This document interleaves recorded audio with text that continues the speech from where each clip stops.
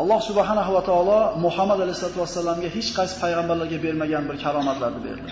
Mana Isro va Miroj kechasida payg'ambar alayhisolatu vasallam Baytul Maqdisga olib borildi va ana shu yerda Odam alayhisalomdan tortib Muhammad alayhisalomgacha bo'lgan payg'ambarlar hammasi Baytul Maqdisda saf tortib turdi, payg'ambarimiz imom bo'lib namoz o'qidi. Hamma payg'ambarlar Odam alayhisalomdan Iso alayhisalomgacha bo'lgan payg'ambarlar payg'ambarimiz orqasida turib saf tortib payg'ambarimizga iqtido qilishdi. Payg'ambarimiz bunaqa tajammu bo'lgan emas hech qachon va bo'lmaydi birodarlar. Va mana shu joydan Merojga, Allohning huzuriga ko'tarildi. Isro Meroj voqeasini inshaalloh mana yana bir qancha Ramazon kechalarimiz bor, inshaalloh aytib beramiz buni alohida. Lekin hozir bizga taalluqli joyda bir shingir olamiz. Har birinchi osmonga chiqqanda qaysi payg'ambarni ko'rganligi to Sidratul Muntahoga chiqqanligi bor. Shu hadislarda keladi, Jibril alayhisalom 7 qavat osmonni olib o'tib bir joyga yetdi deydi. Qarasam, Jabroil oldida ketayotgan bo'ladi payg'ambarimiz doim alayhisalom. Ko'rinmay qoldi, qarasam shu yerda turibdi deydi. Qanotlaridagi patlari deydi, qanotlari kuyishga yaqin bo'lgan varaqni sarg'ayishga o'xshab sarg'ayib turgandi deydi. Yuring oldiga desam, ey Muhammad, buni bu yog'iga sizdan boshqa hech kim o'tishlikka haqqi yo'q. Hatto men u yog'iga o'ta olmayman. Agar o'tsam kuyib ketaman dedi. Birodarlar, biz kimga ummat bo'lganligimizni his qilaylik. Sidratul Muntaho Najm surasida mana keladi. Inshaalloh buni ham bir o'tarmiz. Alloh taoloning nuri tushdi deydi. Sidr degan daraxtni ko'rdi. Baklari filni qulog'ida yumor yapaloq baklar ekan deydi. Alloh taoloning nurini bir qismi tushganda baklar oltinga aylandi deydi payg'ambar sollallohu alayhi vasallam sahih hadislarida. Mana shu joyda oliy illiyinda hatto Jabroil alayhisalomga o'tishlik izn bermagan joyga payg'ambar alayhisalom o'tib bordi va namozda 50 rakatligini qabul qilib oldi. Bilamiz qissani. Qaytib kelganida Musa alayhisalom ozaytiring, qurbiz yetmaydi deganda 5 mahalga tushirib berdi. Kimga berdi buni? Bizga berdi. 5 mahal namoziga 50 mahal namozni savobini beraman demadimi Alloh azza va jalla? Payg'ambar sollallohu alayhi vasallam ana shu Sidratul Muntahoga o'tganida aytadi mana hadislarda oltindan bo'lgan so'rida jannat ipaklardan bo'lgan to'shakka borib o'tirdi payg'ambar sollallohu alayhi vasallam. Shunda aytilindiki, ey Muhammad, Alloh taolo sizga salom aytdi. Eshiting, itoat qiling. Alloh taologa bir so'zlang. Shunda Muhammad alayhisalom Alloh taoloning oldiga chiqdi birodarlar. Lekin ko'rgan emas. Hadis Oysha onamiz so'ragan, "Har ro'yta robbuk, Robbingizni ko'rdingizmi?" deganda, "Nur annara" degan. Nur deydi, "Qayerdan ko'raman?" deydi. Alloh taoloning nuri tushganda bitta daraxtda balki oltinga aylanib ketyapti. Alloh taoloda o'zini ko'rishi qanday bo'ladi birodarlar? Esimizdan chiqmasin, biz bu dunyo uchun yaralmaganmiz. Bu dunyo biz uchun yaralgan. Bu dunyo ekinzor, ekib olib ketib qolishlik kerak. Dunyoga devorga yopishtirib kerak emas topganimizni. Alloh taologa sano aytdi. At-tahiyatu lillahi was-salavatu wat-tayyibat dedi payg'ambar sollallohu alayhi vasallam. Mana tahiyamizni tarixini bilib olaylik. Tahiyat, salovat, salomlar Allohgadir, Alloh taologa xosdir dedi payg'ambarimiz. Alloh azza va jalla javob berdi. Assalomu alayka ayyuhan nabiy va rahmatullohi va barakatuh. Payg'ambarimiz salom aytdi Allohga, salovat aytdi, tasbih aytdi. Alloh azza va jalla javob qaytardi. Assalomu alayka ayyuhan nabiy va rahmatullohi va barakatuh. Ey Allohning nabiysi, sizga Allohning rahmati, barakoti bo'lsin dedi. Payg'ambarimiz assalomu alayna va ala ali ibadillahi solihin. Bizga salom bo'lsin va Allohning solih bandalariga ham salom bo'lsin. Ya'ni mening ummatimga ham salom bo'lsin deyapti. O'zida olib qolmayapti, bizga ham jo'natyapti birodarlar. At-tahiyatu lillahi was-salavatu wat-tayyibat payg'ambarimiz aytayapti. Assalomu alayka ayyuhan nabiy va rahmatullohi va barakatuh. Alloh aytayapti. Assalomu alayna va ala ali ibadillahi solihin payg'ambarimiz aytayapti. وقال جبريل أشهد أن لا إله إلا الله وحده أشهد أن لا إله إلا الله وأشهد أن محمدا عبده ورسوله. Bu kim so'zi? Tarixni o'rganyapmiz tahiyotimizni. Shunda Alloh azza va jalla amana ar-rasulu bima unzila ilayhi min robbihi wal mu'minun.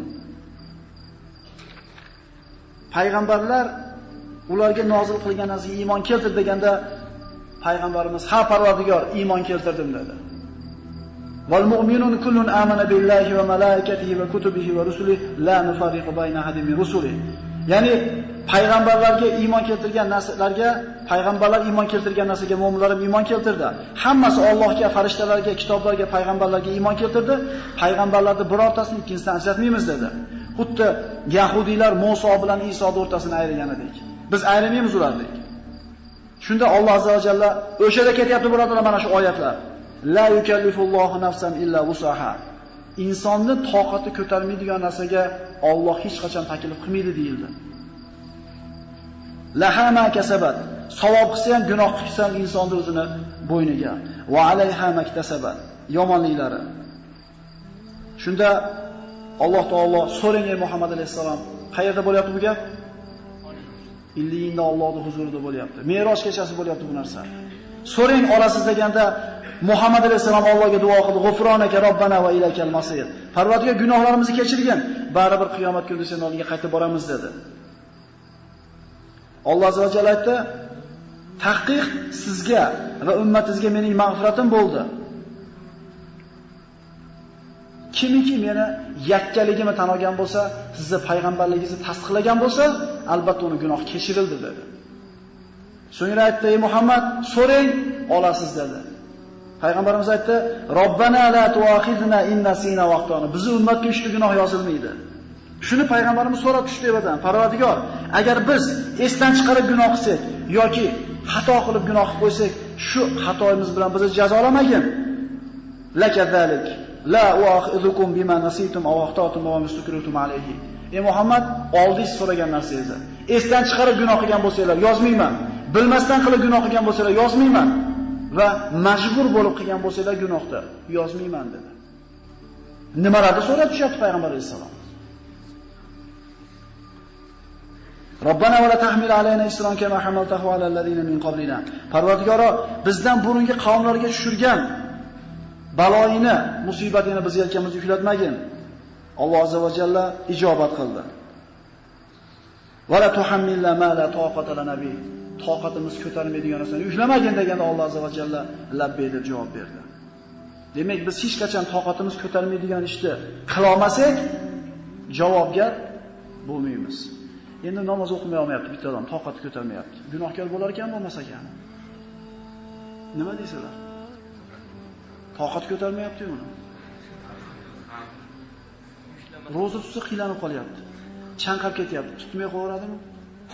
Nima qiladi? Bomdodga tura olmayapti. Turaydi-yu tura olmayapti. Qiylanyapti. Nima deb tushunamiz buni? Alloh taolo ommaviy suratda hammaga farz qildimi? Demak, shu ishni hamma qila oladi. Agar qila olmaganda hammaga nima qilmas edi? Yoppasiga yurmagan bo'lardi.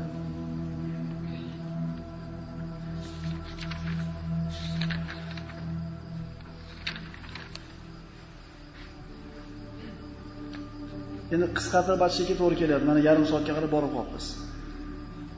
Rasululloh sollallohu alayhi vasallam aytadilar, mendan bir ilgargi payg'ambarlarning hech qaysiga berilmagan 5 ta narsa menga berildi. Qizil va qora, oq va qora hammaga payg'ambar qilib yuborildim. Yerni hammasi men uchun masjid pokiza bo'ldi va g'animat olishim menga halol bo'ldi. Ummatim uchun, men uchun dedi, ijobat qilinadigan, albatta ijobat qilinadigan duo berildi, oxiratga olib qo'ydim dedi. Har bitta payg'ambarda dunyoda o'zida bitta duo qilsa ijobat bo'ladigan bitta duosi bo'lgan. Nuh alayhisalom cho'ktirib yer yuziga. Bitta duosi bor. Muhammad alayhisalom nima dedi? Oxiratga olib qo'ydim ummatimga. Umidimiz bor birodarlar.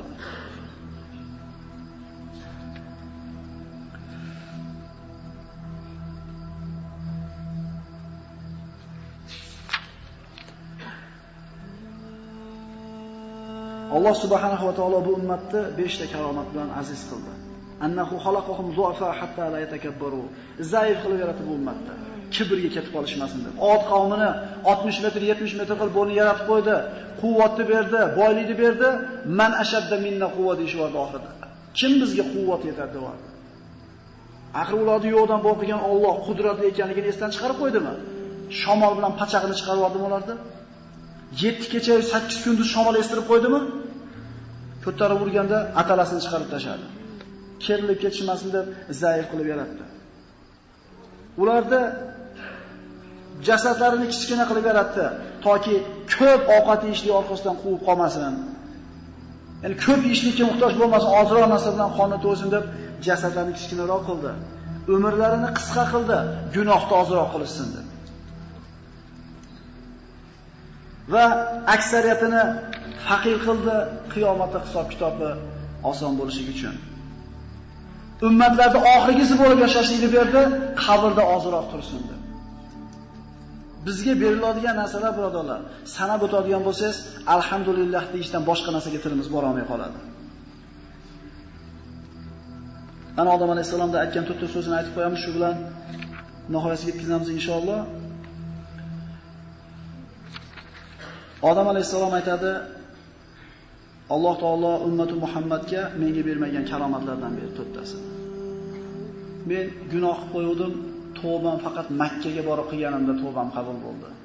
Muhammad ummati Makka ga bormasdan xohlagan joyda tavba qilsa ham Alloh nima qilaveradi?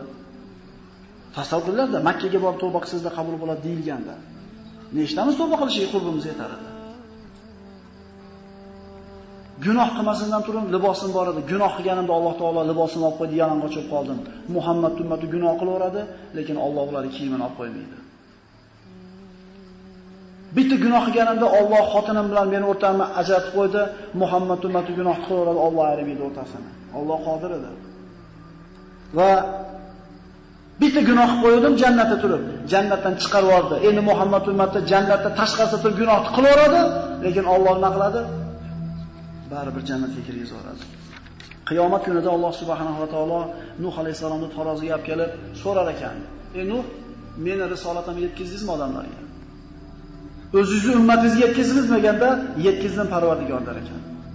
Bizga berilgan eng oliy martabadan bittasi quloq solib turinglar. Qavmidan so'rar ekan Alloh azza va jalla: "Ey Nuh qavmi, sizlarga meni risolatimni yetkazdimmi?" Ular tabiiy yo'q deydi akalar. Chunki ayibni payg'ambarga to'ngab, azobdan qutulib qolishni xohlaydi. 950 yil yashagan bo'lsa, 900 yil da'vat qilgan deylik. Inni da'utu qawmi laylan va nahara. Parvardigor, qavmimni ertaman ham, kechqurun ham, oshkora ham, maxfiy ham, pishirib ham, qattiq gapirib ham, bitadan ham qanaqa da'vatni uslubi bo'lsa hammasini qildim. Lekin shunday zerikishdiki, barmoqlarini qulog'iga tiqib, ko'ylaklar bilan betini yopishib oldi. Seni ko'rgani ham, eshitgani ham toqatimiz yo'q edi. Shu qavm 900 yil da'vat eshitib, Nuh alayhisolamga yolg'onchi qilganda, "Ey Nuh, bular yetkazmadi" deyapti-yu. Guvohingiz bormi deganda, "Ha, Parvardigor, ummati Muhammad" der ekan. Bizdan so'rar ekan. Shunda biz aytar ekanmiz: "Ha, Nuh yetkazgan, biz guvohimiz" deganda, Nuh alayhisolamning qavmi: ummati Muhammad, aslar bizdan necha ming yil keyin kelgan bo'lsalar, qayoqdan sizlar bilasizlar bu narsani deganda, Alloh bizga Qur'on tushirdi. Qur'onda inna arsalna nuhan ila qaumihi degan oyatni o'qib, albatta biz Nuhni qavmiga yubordik degan oyatni o'qiganmiz. Alloh yetkizdik dedi, payg'ambarning so'zi bu yoqqa. Biz shunga guvohimiz der ekan. Hamma payg'ambar ummati Muhammaddan guvohlik olar ekan, birodarlar. Biz guvohlik beramiz payg'ambarlar ummatlar yetkazganligiga va bizga yetkazilganiga Muhammad alayhisalom guvoh bo'ladi. Va kazalika ja'alnakum ummatan wasata litakunu shuhada'a 'alan nas va yakuna ar-rasulu 'alaykum shahida. Birodarlar, biz ummati Muhammad Alloh azza va jallaga hamd sano aytishimiz kerak. Chunki qaysi payg'ambarlar siz bilan bizni o'tirgan joyimizga havas qilgan ekan. Biz mana shunday bir ulug' martabadamiz. Mana shunga muvofiq yashaylik. Biz qo'lab yurgan dunyo hozir kursida o'tiribdi, chiroyli qiz bo'lib, hamma ko'zini qisayapti unga qarab. Hech kimga ko'zini qismaydi. Menman degan jahongirlar, menman degan bir podsholar 1000 yil yashaganda ko'zini qisib o'tib ketaverdi. Umri ko'z qishidan olib qoldi. Lekin hech kimga qiyo boqmadi. Qiyomatda ana shu dunyo kampir bo'lib tirilib, jannatiyum bandalaringdan bittasiga meni mulk qilib ber der ekan. Alloh dunyodagi paytida bandalarim seni ravo ko'rmasdim. Ularga jannatda ravo ko'ramanmi dedi. Alloh ravo ko'rmagan narsani boshimizga kiyib olmaylik, birodarlar. Dunyo vaqtinchalik bir astanobga. Tom kerak, o'tiradigan joy kerak. Mana qilaylik bu narsa, lekin qalbimizni berib qo'ymaylik bu narsaga. Chunki qiyomatda Alloh taolo aytadi: "Yawma la yanfa'u malun va la banun." Qiyomat shunaqa kunki, biz ikkita narsani deb yuramiz. Yuribsizmi? Yurib biz bola chaqa deb. E'tibor bering, bola chaqa deb. Ikkita narsani aytyapmiz. Bolam, chaqam, bolam. Bola deb chaqa qilib olib yuribmiz. Xuddi shu ikkita narsani aytyapti. La yanfa'u malun va la banun. Qiyomat kunida ayni shu ikkita narsa asqatmaydi. Bolam, chaqam asqatmaydi. Faqat pokiza qalb bilan borgan bo'lsanglar, mashq qalbinglar asqatadi Alloh azza va jalla. Jasadni Alloh taolo xizmatga bergan. Dunyoda tirikchiligini qilishlik ibodatga. Ruh birodarlar xo'jayin bo'lishligi kerak bo'ladi. Qalbimiz faqat Alloh bilan bo'lsin, inshaalloh adashmaganlar qatorida bo'lsak, ajab emas. Hamma masalalarda ishlayapmiz. Maza qilyapmiz. Maza qilib qolmaylik. Olib chiqib bitta narsaga amal qilaylik. Agar faqat maza qilib qo'yish bo'lsa, yelka yuk bo'ladi. Va Alloh taolodan tavfiq so'raylikki, Alloh o'zi izn bermasa, biz hech narsa qila olmaymiz. Assalomu alaykum va rahmatullohi va barakatuh.